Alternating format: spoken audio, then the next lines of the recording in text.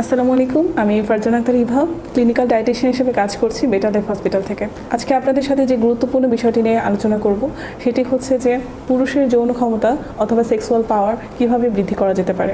পুরুষের যৌন ক্ষমতা বা সেক্সুয়াল পাওয়ার ডিপেন্ড করে তার টেস্টোস্টেরন হরমোনের উপর। তার এই হরমোনাল লেভেল যদি ঠিক পরিমাণে থাকে, তার সেক্সুয়াল পাওয়ারও ঠিক পরিমাণে থাকবে। যদি কোনো কারণে এই টেস্টোস্টেরন হরমোন লেভেলটা কমে যায় বা অস্বাভাবিক ডিসফাংশন দেখা যায়, তখনই তার যে সেক্সুয়াল পাওয়ার সেখানে প্রবলেম দেখা যেতে পারে। এখন আমরা জানবো যে পুরুষের টেস্টোস্টেরন হরমোন লেভেলটা কী কী কারণে কমে যেতে পারে। সাধারণত একজন পুরুষের 30 বছর বয়সের পর থেকে তার টেস্টোস্টেরন হরমোনের লেভেল কমতে শুরু করে।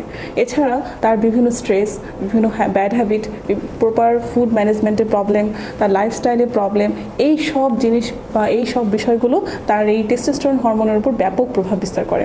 একজন পুরুষ মানুষের যত বেশি স্ট্রেসে থাকবে, টেস্টোস্টেরন হরমোনের লেভেলটা তত কমতে থাকবে। তার যদি প্রপার ফুড ম্যানেজমেন্ট না থাকে, তার কিন্তু টেস্টোস্টেরন হরমোন লেভেলটা কমে যাবে। এছাড়া আরেকটা যে গুরুত্বপূর্ণ যে বিষয়টা আমি বলবো, ডিভাইস অ্যাডিকশন। একজন পুরুষ মানুষ সারাদিন সে ডিভাইসে অ্যাডিক্টেড থাকে। অ্যাডিক্টেড না, তার বিভিন্ন কাজের কারণেই তাকে ডিভাইসে ইনভলভ থাকতে হয়। এবং যখন সে বাসায় আসে, যখন তার নিজস্ব রেস্ট বা বিশ্রাম নেওয়ার সময় হয়, তখনও সেই ডিভাইস অ্যাডিকশনেই থাকছে। এই প্রবলেমগুলোর কারণে তার প্রপার ঘুম হচ্ছে না। আর ঘুম হচ্ছে এমন একটা ইম্পর্টেন্ট বা গুরুত্বপূর্ণ বিষয় যেটা আমাদের বডির হরমোনাল সাইকেল ঠিক রাখতে সাহায্য করে। যখনই দেখবেন যে আপনার টেস্টোস্টেরন হরমোনের লেভেলটা কমে যাচ্ছে, তখন আপনি কিভাবে বুঝবেন?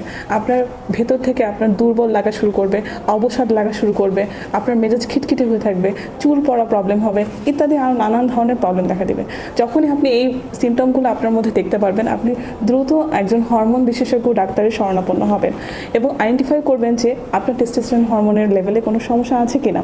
যদি থাকে, তাহলে অবশ্যই আপনাকে প্রপার মেডিকেশন নিতে হবে, আপনার লাইফস্টাইলে চেঞ্জ করতে হবে, আপনাকে ডিভাইস অ্যাডিকশন থেকে দূরে থাকতে হবে।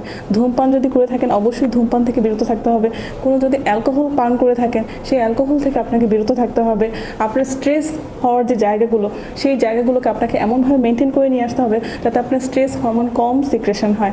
স্ট্রেস হরমোন যখনই আপনার কম সিক্রেশন হবে, তখনই আপনার হরমোনাল যে প্রবলেমগুলো সেটা অনেকটাই সলভ হয়ে যাবে। বিশেষ করে টেস্টোস্টেরন হরমোনের লেভেলটা অনেকটাই স্বাভাবিক পর্যায়ে চলে আসবে। এক্ষেত্রে আপনি খাবারের মাধ্যমে কিভাবে ম্যানেজ করতে পারেন? আপনাকে অবশ্যই মিল টাইমটা মেনটেন করতে হবে, প্রপার মিল টাইম মেনটেন করতে হবে, প্রপার ওয়েট মেনটেন করতে হবে, যেটা আপনার টেস্টোস্টেরন হরমোন সিক্রেশনের জন্য খুবই গুরুত্বপূর্ণ। তো এক্ষেত্রে আমি যে গুরুত্বপূর্ণ খাবারের নামটা বলবো সেটা হচ্ছে মধু। মধু হচ্ছে সকল রোগের নিরামক হিসেবে কাজ করে। মধুর সঙ্গে আপনি যদি আদা কুচিটা সঙ্গে করে খেতে পারেন, তাহলে এটা আপনার বডির জন্য খুবই ভালো কাজ করবে। কারণ মধু এবং আদা দুটোর মধ্যে আমরা এমন কিছু মিনারেলস পাচ্ছি যে মিনারেলসগুলো আপনার টেস্টোস্টেরন হরমোন লেভেল সঠিক রাখতে সাহায্য করবে। এছাড়া সবজির মধ্যে বাঁধাকপির কথা না বললেই নয়। বাঁধাকপিতে এমন কিছু উপাদান আছে যেটা আপনার টেস্টোস্টেরন হরমোন লেভেল ঠিক রাখতে সাহায্য করবে। কিছু লাইকোপেন সমৃদ্ধ খাবার আছে, ফুড আছে, যেমন লাল কালার দেখতে। যে লাইকোপেন সমৃদ্ধ খাবারগুলো হচ্ছে লাল কালার হয়ে থাকে, এদের মেইন কাজটাই হচ্ছে যে আপনার বডিতে যাতে কোনো কার্সিনোজেন সৃষ্টি না হয়। কার্সিনোজেন হচ্ছে আপনার বডিতে ক্যান্সার তৈরিতে সাহায্য করে। এছাড়া লাইকোপেনের আরেকটা গুরুত্বপূর্ণ কাজ হচ্ছে আপনার হরমোনাল ব্যালেন্সকে ঠিক রাখা। হরমোনাল ব্যালেন্স বলতে আপনার এই যে টেস্টোস্টেরন লেভেলের যে ব্যালেন্সটা, সেটা যাতে ঠিক থাকে। হরমোনাল ব্যালেন্স ঠিক রাখার জন্য আপনি লাইকোপেন সমৃদ্ধ যে খাবারগুলো আছে, বিশেষ করে আনারের কথা আমি অবশ্যই বলবো, খেজুরের কথা বলবো, টমেটোর কথা বলবো, ক্যাপসিকামের কথা বলবো। এগুলো আপনার টেস্টোস্টেরন হরমোনের লেভেল ঠিক রাখতে সাহায্য করবে। এই সব খাবারগুলো যখন আপনি আপনার খাবারে বা আপনার মিল প্ল্যানের মধ্যে পর্যাপ্ত পরিমাণে রাখতে পারবেন, তখনই আপনার বডিতে টেস্টোস্টেরন লেভেলের মাত্রা ঠিক থাকবে।